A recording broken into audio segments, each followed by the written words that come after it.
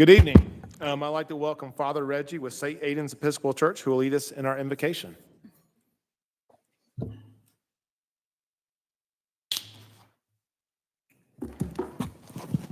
Good evening, everyone. The Lord be with you. Also with you.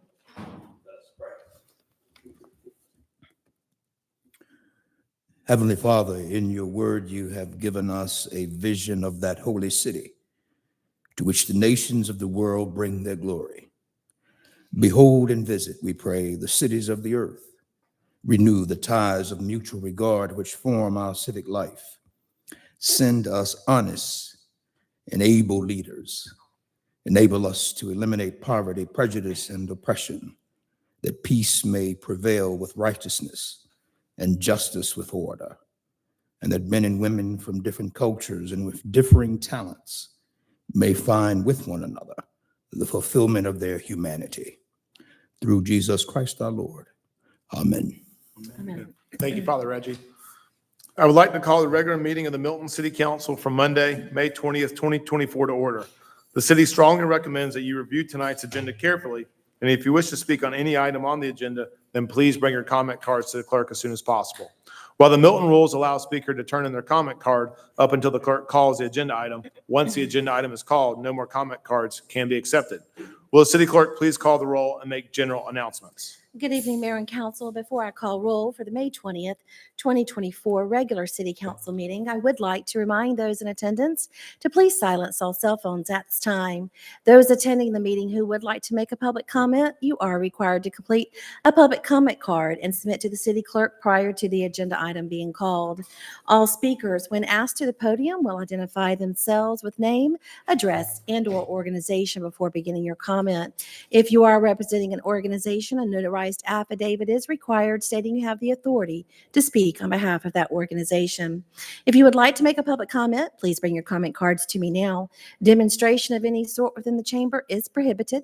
Please refrain from any applause, cheering, booing, outburst, or dialogue with any person speaking.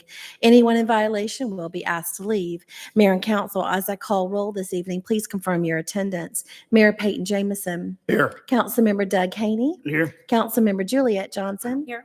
Councilmember Jan Jacobus. Present. And Councilmember Phil Cranmer. Here. For the record, Councilmember Andrea Veerhoff is absent and Councilmember Carol Cookerly is absent. Mayor, you have a quorum. Would everyone please rise for the Pledge of Allegiance? I pledge allegiance to the flag of the United States of America and to the republic for which it stands, one nation, under God, indivisible, with liberty and justice for all.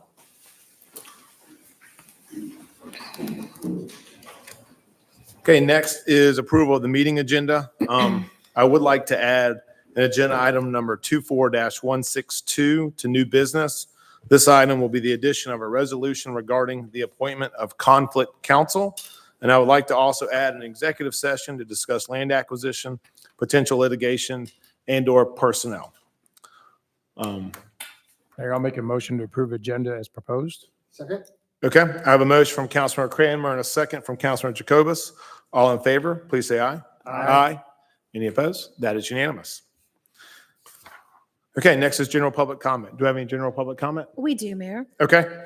The next item is general public comment. Public comment is a time for citizens to share information with the mayor and the city council and to provide input and opinions on any matter that is not scheduled for its own public hearing during today's meeting. Each citizen who chooses to participate in public comment must complete a comment card and submit it to the city clerk prior to the agenda item being called. Please remember, this is not a time to engage the mayor or members of the city council in conversation. When your name is called, please come forward and speak into the microphone stating your name and address for the record. You will have 5 minutes for remarks. The city encourages you to review the agenda, and if you wish to speak, to bring your comment cards to the city clerk right now. If you'll please call that first speaker. Mayor, I invite John Lundstedt to the podium, please.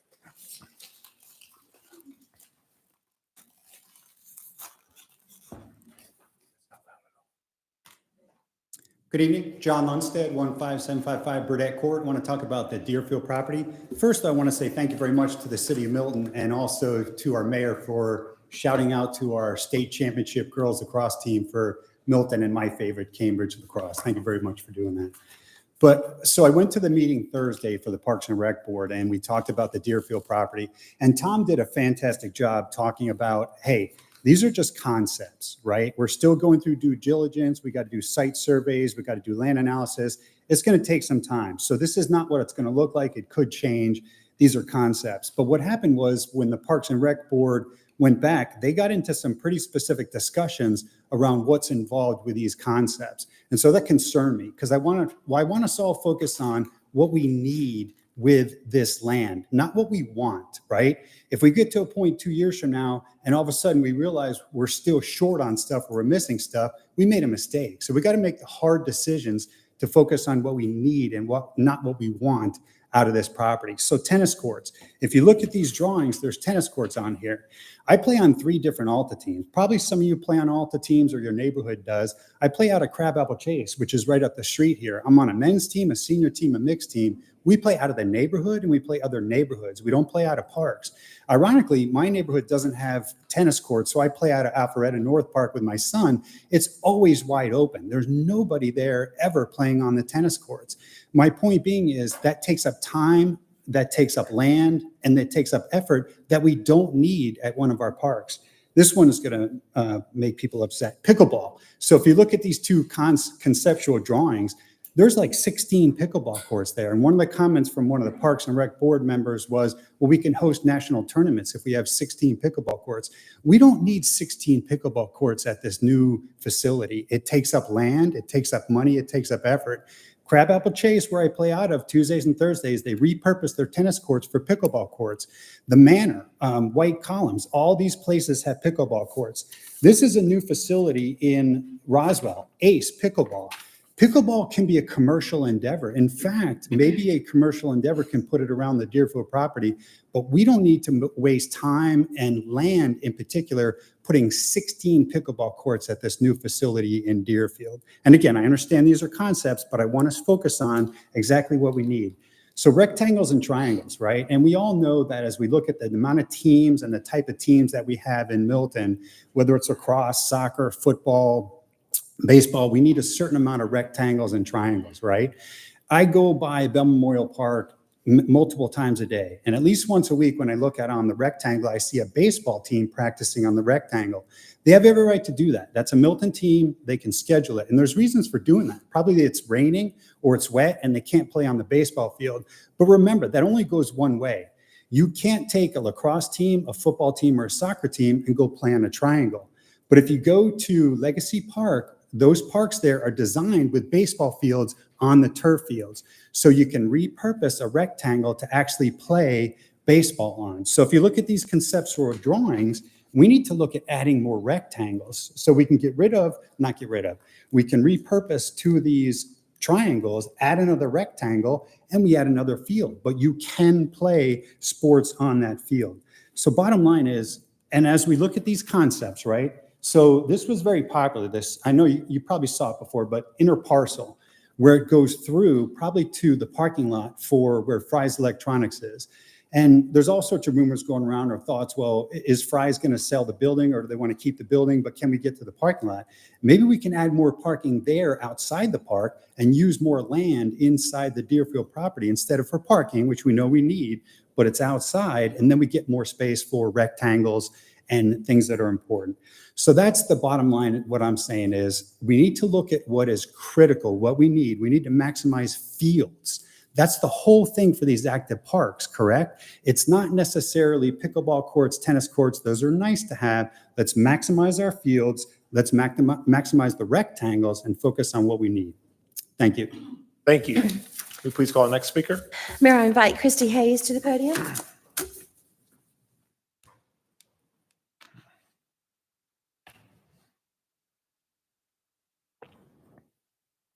Christy Hayes, 13585 Hopewell Road. Mayors, city council members, and city staff, I'm speaking tonight about the issue of public comment, first brought up by our city attorney at the January 17th special called meeting to address city council training. This meeting came about because of a reprimand the city received by the state after charges were levied against the city council for holding an illegal meeting on September 18th, 2023, with a quorum of council members in attendance, but no minutes or recording of the meeting in existence. With that in mind, recall what the city attorney said at the beginning of the special called meeting when he admitted the minimum time it takes to teach the course is 6 hours, but he was going to go at light speed and focus on what he thought was important, which included the city's mission, the Open Meetings Act, the Open Records Act, ethics, but curiously, the most time would be spent talking about meeting efficiency and the byproducts of a retreat the council had in the spring of 2023. During this retreat, according to our city attorney, city staff heard feedback from council, and the city manager let our city attorney put together a series of recommendations based on how he sees the City of Milton meetings go. I'm not going to use my time to go over my objections to these recommendations. I would like to use my time to discuss the doublespeak that I observed in watching that council meeting and in Councilwoman Cookerly's statement at the last city council meeting. As you know, I've made it a habit to attend city council meetings on a regular basis, and I wish more residents would do the same. Watching the city of Milton's business get accomplished is very enlightening. Oftentimes without an issue emanating from our city manager and the inevitable lawsuits that follow in his wake, I'm one of less than a handful of bystanders in attendance. So unless the council or staff has voted to plop an athletic complex in the middle of an equestrian area or a farm winery in the back of a neighborhood, these meetings are sparsely attended. Which begs the question, why is meeting efficiency so important to the city attorney and the city council that they skipped over ethics training in the special called meeting because this was so pressing? And yet after 5 months, numerous public comments and emails, the city now states this efficiency item is no longer a priority. Councilwoman Cookerly went so far as to say that a number of people have complained that when they come to council, they can't get a word in edgewise because the people who are at the podium frequently for long periods of time. As a regular member of the council audience, unless there's an issue where the city has made poor decisions, these meetings are not well attended. Even during the meetings where a large number of people get up during public comment to speak about the same topic, other members of the community have the opportunity to speak their mind on whatever issue has brought them in front of council. Our city attorney went on to explain that the Open Meetings Act and the Open Records Act were enacted by the General Assembly to promote transparency and confidence in government. And they're commonly called the sunshine laws because the idea is that government is best undertaken in the sunlight. So when Councilwoman Cookerly says, and I quote, "There is no threat to public comment in the city of Milton." Now, we may change some things, and I think we should, and my colleagues may or may not agree, but this is not necessary. Nobody is going to be stifled, unquote. There's a lot to unpack there, and as changes to public comment as outlined by the city attorney will absolutely stifle the voice of the people. There's no getting around that. And if our ultimate goal is to bring sunlight to our council meetings, I think the public deserves to see this council debate the changes Councilwoman Cookerly would like to see made, as a new council has been seated since the 2023 retreat, and the city attorney thought it so important to discuss back in January. I respectfully request that council either go ahead and put that item on the agenda so the debate can take place in the sunlight as the law recommends, or say unequivocally that no changes will be made to Milton's public comment so we can quit wasting everyone's time. Thank you. Thank you. Will you please call the next speaker? Mayor, I invite Sarah Moen to the podium.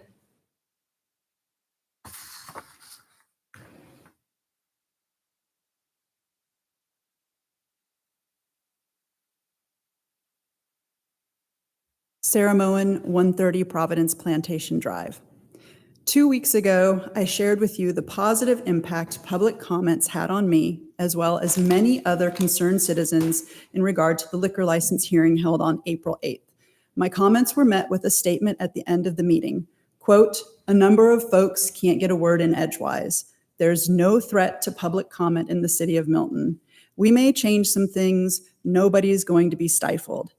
In the February 8th, 2024 issue of the Milton Herald, Mr. Gerard is quoted as saying, "The recommendations on meeting efficiency originate with me." His proposal in that February 8th article is to consolidate the multiple opportunities for public input into 2 all-purpose comment sections, one at the beginning of the meeting for 30 minutes, with 3 minutes for each speaker. Those changes would, in fact, stifle residents. Particularly in regards to the issue of the liquor license, those changes would have stifled a great many residents, which was the point of my comments 2 weeks ago. When a resident has the courage to get up here and speak before you and is met with the remarks, but this is, it's not necessary, those admonitions are both dismissive and condescending.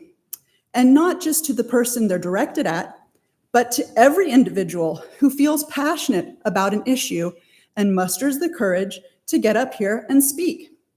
The city opened the door to the idea of changes to public comment. Mr. Gerard continued to walk through that door with his February 8th quotes and recommendations in the Herald. If the city does in fact have no intentions to change public comments, then an official statement from you, Mr. Mayor, would assuage the fears of the multiple people who have come here to speak on the issue, as well as the countless others who are now afraid to voice their opinions for fear they'll be scolded publicly from the dais. As an aside, Mr. Gerard mentioned in the January 17th special called meeting that he typically trains for several hours on Georgia's sunshine laws pertaining to the Open Meetings Act and the Open Records Act. There's a phenomenal training session on YouTube that Mr. Gerard gave to the Forsyth County Planning Commission. It's only an hour, but it's worth the watch. Thank you. Thank you. Will you please call the next speaker? Allison Idix.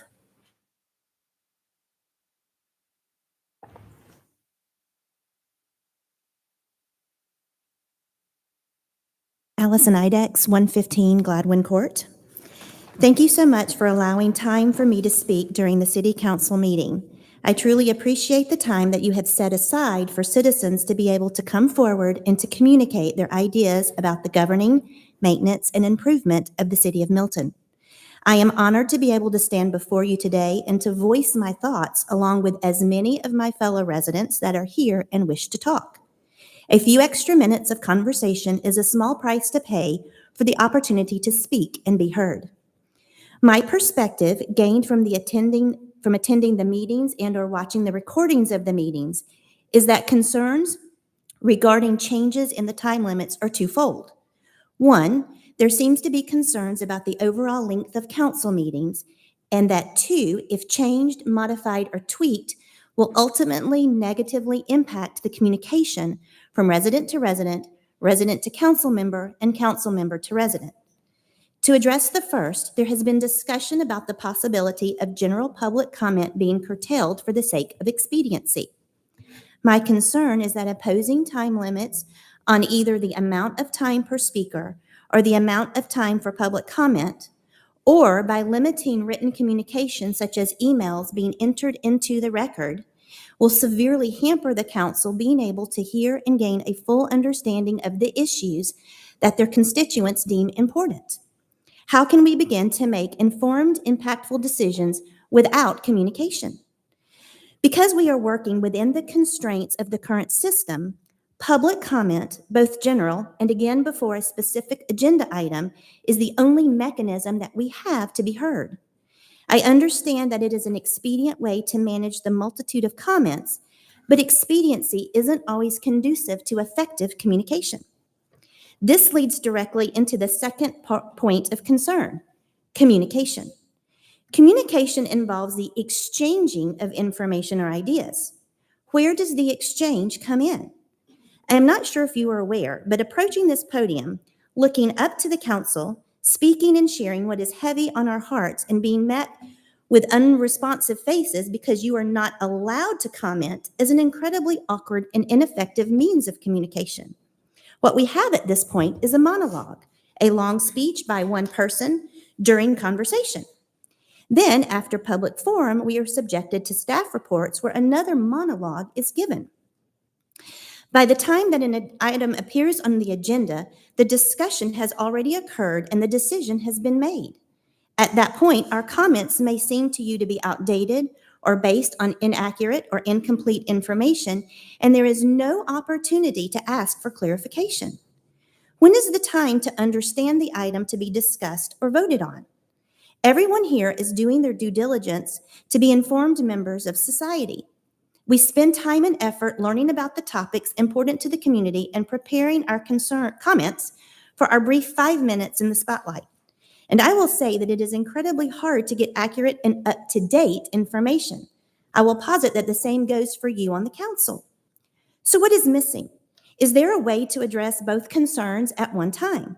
I believe that there is a way to satisfy the need to communicate in an open and honest format, for the residents to ask questions, and for the community to have an opportunity for conversation, an informal talk between two or more people. If done properly, it will allow the residents of Milton to be able to not only have their say, but to participate in a forum that is more productive and will better equip the council to make the decisions that the time allotted in the public forum. When given an avenue for conversation, communication will increase and the need for prolonged public forum will naturally decrease. Just to be clear, I am in no way advocating for any limits to the public forum. I believe that the public forum continues to be an integral part of the democratic process. I am advocating for an expedient avenue that will enhance communication and transparency and increase the ability of the council to work with the citizens. My husband and I have initiated efforts to determine workable solutions and would appreciate your support in creating a forum that would actually allow for a conversation. Thank you. Thank you. Will you please call the next speaker? Jessica Buxton.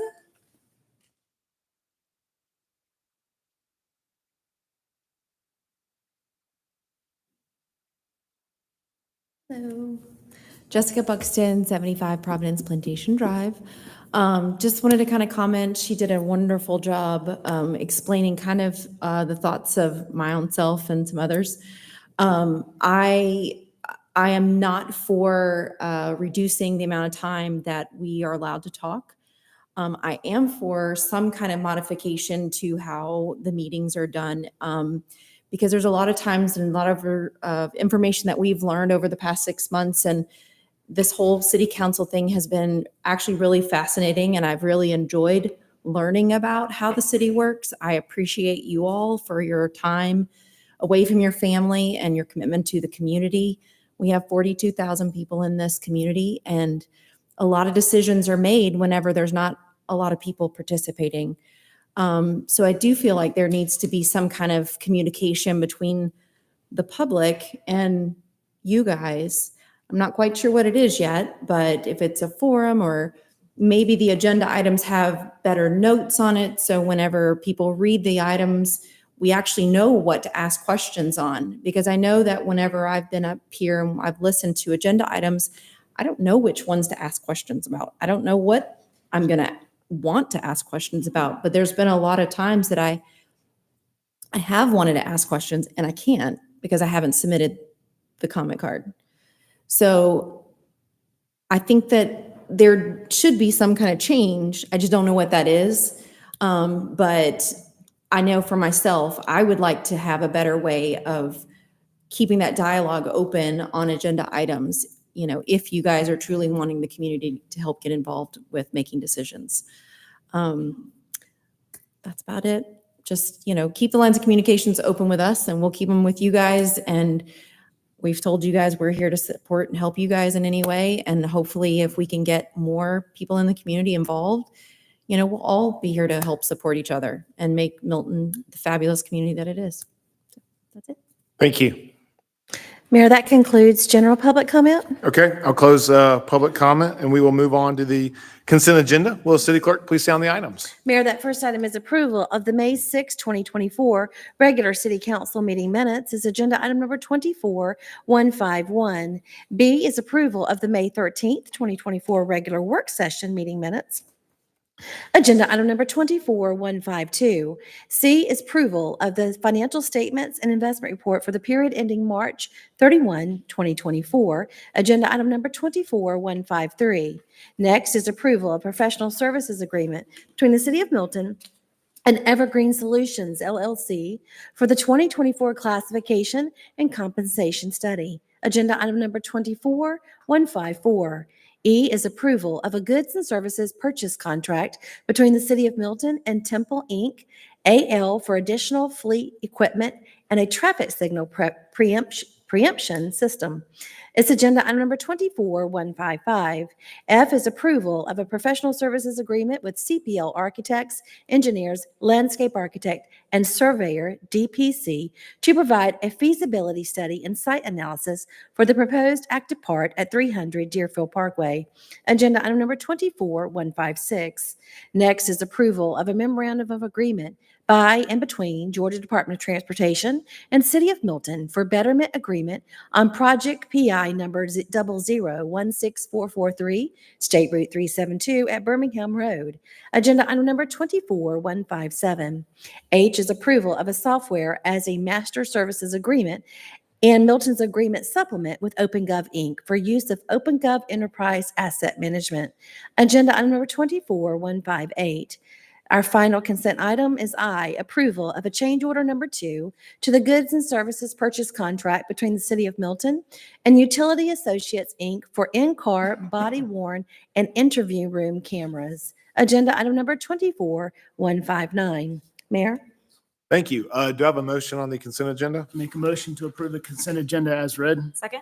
Okay, I have a motion from Councilmember Haney and a second from Councilmember Johnson to approve the consent agenda as read. All in favor, please say aye. Aye. Any opposed? That is unanimous.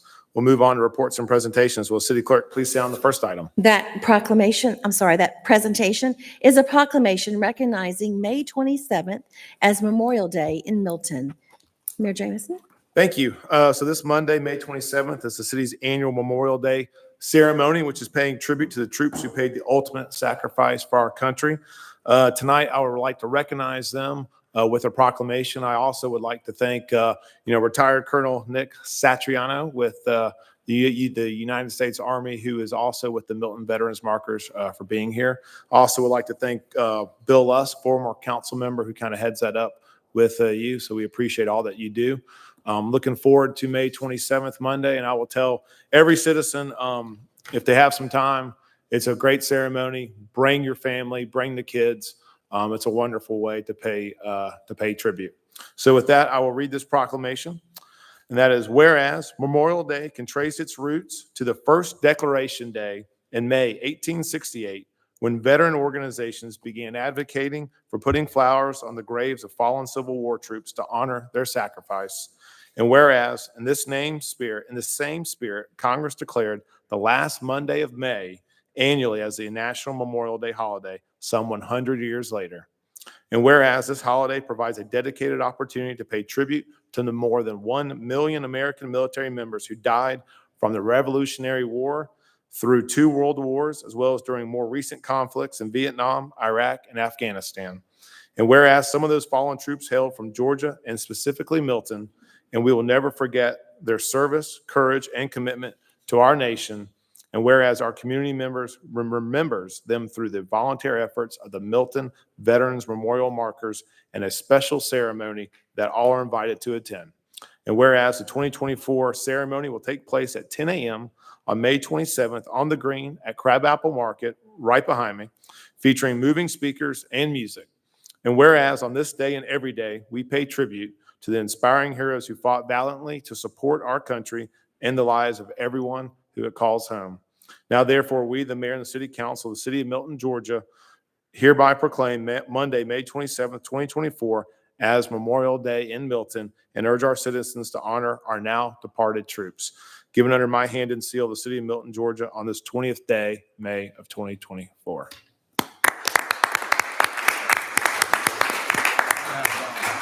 Council will come down. And if we have any veterans in the room, please come forward.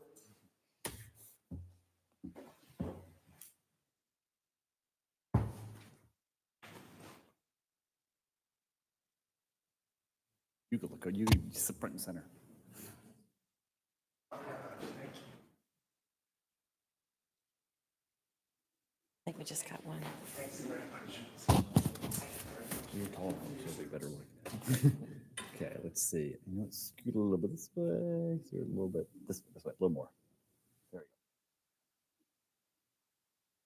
we go. 3, 2, 1. Go next. 3, 2, 1.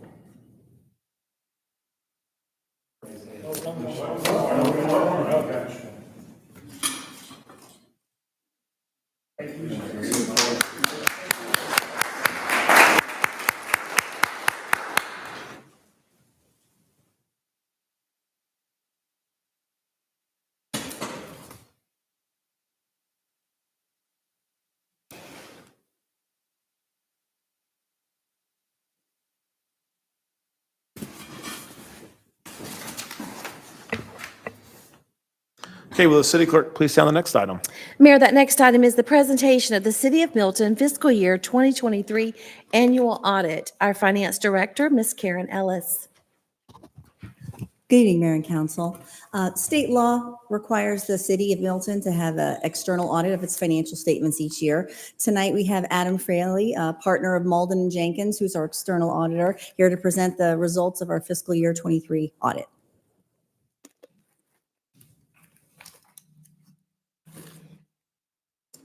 Thank you and good evening. I'm going to try to pull up our document. Sorry. Okay. All right.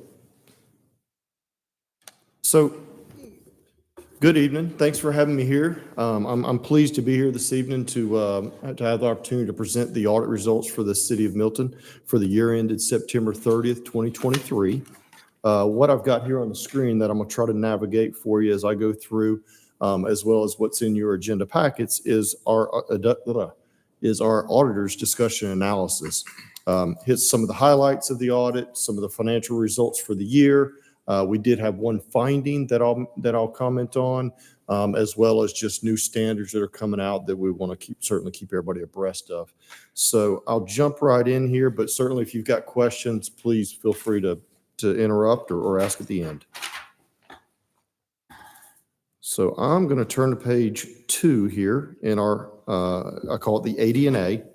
And just a little bit about Malden Jenkins in our governmental practice. We're a full service CPA firm, which happens to have a large niche in serving state and local governments. So you can see on the dashboard there just exactly what we do on an annual basis for governments.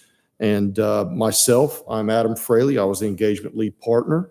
Will Durzis was the engagement director on, excuse me, on the audit engagement. And then these are just some of the other industries that we serve, some of the other services that we provide to all of those. And then on page 4 of the AD&A, so the objective of the year-end process for the city, the financial reporting process, and then our audit is that the city is required by state law to prepare a set of financial statements annually that are in accordance with your accepted accounting principles, and present those and have those be audited by external CPAs, independent CPAs, and presented to the state of Georgia 6 months of its year end. The city did put together those financial statements, presented those to us, and of course we conducted our audit and we issue an audit opinion on those financial statements. Our opinion for the year ended September 30th, 2023 was an unmodified audit report. We often call that a clean opinion. The reason why is because based on all of our test work that we did, we believe that these financial statements are materially correct, both as of September 30th, 2023, and for the results of the operations for that year. We did have one new accounting standard, not to get too technical on it, but you'll see there under the emphasis of matter, we did make comment of that in our opinion, and it's reflected in the financial statements. A fairly significant change in accounting standards this year of GASB 96, having to do with, y'all may remember me being here last year talking about the changes in the statements having to do with leases. Well, this year was the change, a very similar change having to do with subscription-based IT arrangements that kind of walk and talk like the leases. So those are reported differently in the city's financial statements this year. On the next page, so I mentioned the state requirements the city has to comply with, and the fact that the city does an annual comprehensive financial report, or an ACFR, goes above and beyond what those state requirements are in adding additional sections, including the introductory section and the statistical section that you'll see on the screen there, which gives a lot of good information, goes back 10 years of statistical information in the back. Also in that financial section, there's a management's discussion analysis that gives a narrative information about what happened during the year that are reflected in those numbers.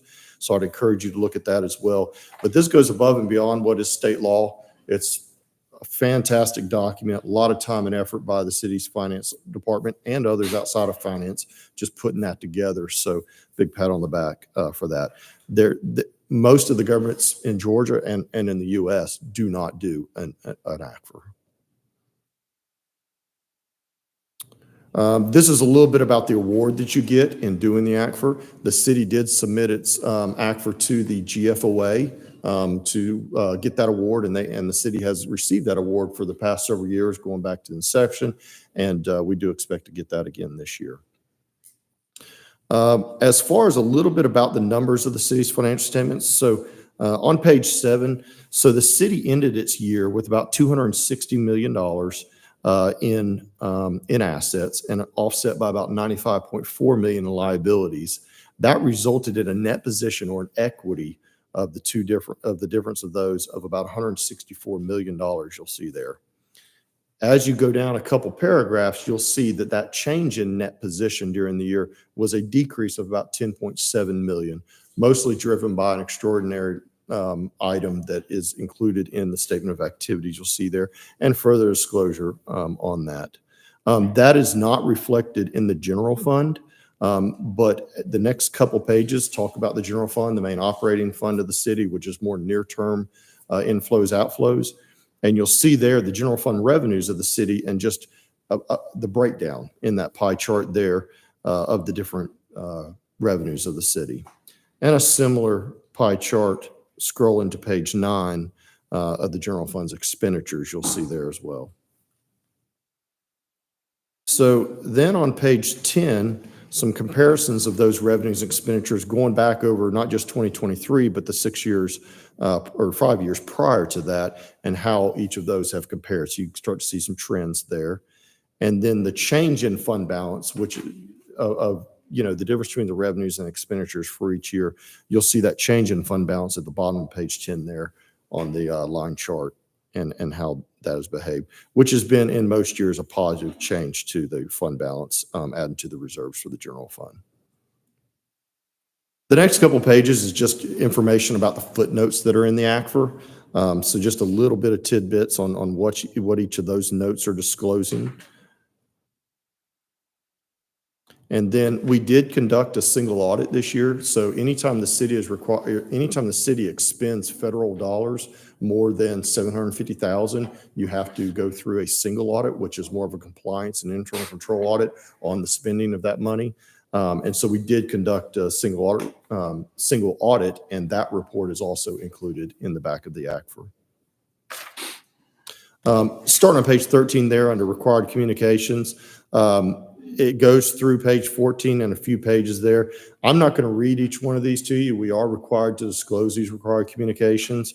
I usually just touch on one or two items here. One thing I will touch on is there were some audit adjustments that we proposed during our audit. They have been posted to the city's journal letter system, and also shown in the ACFR as well, again, just to make sure the financial statements are correct. And then one of the final items there you see at the top of page 16 is independence. It really is just the cornerstone of what we do. We have to maintain our independence in conducting the audit, both for the audit period and during the audit process. And it's also important. And so obviously I want to point that out. Scrolling down to page 17, so we did have one finance part of the audit. It did not rise to the level of what we have to call a material weakness, but it was a significant deficiency. And it was an item that was not identified by the city's internal controls for proper reporting in the financial statements that we brought to management as part of our audit process. This item has been corrected, again, like all the other adjustments, and it is reflected correctly in the financial statements. It was something, though, that the internal controls did not identify, but yet the audit process did. So our standards require us to cite that as a significant deficiency, not rising to that level of material weakness, though, because of the magnitude at $31,000. And it was something that was paid after year end, was not recorded as a liability, and needed to be reported back. That was our only finding. We did have another item that's just, we call it management points. It's a management recommendation, something that we noticed as we were doing our audit and having to do with cash bonds payable amounts, and the fact that there's 22 bonds totaling about $500,000 that were over 5 years old. So it's just a matter of just watching that, making sure that doesn't get stale and on those, and just the management of that.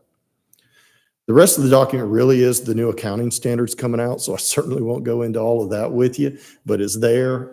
Feel free to look that over. If you have any questions, we'd be happy to answer any of that. And then I think at the back, there's some information about just some our other services that benefit our governments. But with that, I'd be happy to answer any questions. Any questions? No? We appreciate it. Every year you do a great job, and thank you for all that you do. Thanks so Thank you. much. Appreciate it. Okay, will the city clerk please call the next item? There'll be a new the new business item. Mayor, that will be the new business item A. It's consideration of a resolution of the City of Milton creating a new full-time firefighter position for the 2023-2024 fiscal year, with such position being an advanced hire for the manpower resources needed for Fire Station 45. It's agenda item number 24160. Our Deputy Fire Chief, Mr. Matt Marietta. Good evening. As you all are aware, we're building Station 45. That construction comes with an anticipated, potentially subject to the council's approval, obviously, 12 firefighters to be able to staff that facility. We currently have a firefighter paramedic who's a member of the military and has been deployed since February of 2023. And we just found out recently that his orders have been extended through July of 26. So for us, not only is it a firefighter, he figures out of our staffing, minimum staffing component, but also since he's a paramedic, in order to maintain all of our apparatus at advanced life support capacity, we have to have a certain number of paramedics on every day. So this has been figuring into something we've had to work around staffing wise through overtime and potentially in the worst case scenario, denying people vacation or training time or something else that's needed. So this resolution is asking to be able to anticipate the future hiring for 45 and hire an individual early to be able to fill in this gap until this individual returns in 2026. And I'd be happy to answer any questions. Any questions for Matt Marietta? Okay. Any public comment on this? There are none, sir. Okay, thank you. With that, I'll open it for a motion. I'll make a motion to approve agenda item number 24-160. Okay, I have a motion from Councilor Haney and a second from Councilor Jacobus to approve agenda item number 24-160. All in favor, please say aye. Aye. Any opposed? That is unanimous. Thank you. Thank you. Thank All you. right, will City Clerk please sound the next added new business item? That added item is consideration of a resolution appointing Buckley, Christopher, and Hensel, PC, as conflict counsel to replace Gerard and Davis, LLP, in handling a specific personnel matter. It's agenda item number 24-162. Mr. Ken Gerard. Mayor, members of the council, this is an item that arises actually under our employment handbook, our HR policies. Whenever the city manager or some of your senior management have issues involving HR, there is an expectation that the city attorney will look at the fact pattern and work collaboratively with management on making recommendations with respect to that. There has been a situation arose, a unique one-off situation where upon hearing the fact pattern, I became aware that it presented a conflict with respect to my office, and resolution appointed me as your city attorney contemplates that if there's a conflict, I can make a recommendation on conflict counsel, which I have done. Tim Buckley is as good a lawyer as there is out there, and he has agreed to come in and assist the city manager in making the recommendation with respect to the does take your sanction, though, for the official appointment of that conflict counsel, same rate as mine. Thank you, Ken. I know we added this tonight, so that was all good just because of the timing. It's on a quick fuse, Mr. Mayor. Okay. Thank you. Yes. All right. Any questions for Ken? Okay. Any public comment on this? There are none. Okay. I'd like to open it for a motion. Make a motion to approve agenda item 24162. Second. Okay. I have a motion from Councilmember Cranmer and a second from Councilmember Johnson to approve agenda item number 24-162. All in favor, please say aye. Aye. Any opposed? That is unanimous. Any council reports? No. Nothing? I'll see everyone on May 27th, Monday for Memorial Day. It's going to be a great ceremony. Come out, bring the family. With that, I will make a motion to adjourn into executive session to discuss potential litigation, personnel, and/or land acquisition. Make a motion to approve as proposed. Okay, I have a motion from Councilor Cranmer and a second from Councilor Jacobus to adjourn into executive session. All in favor, please say aye. Aye. Any opposed? That is unanimous.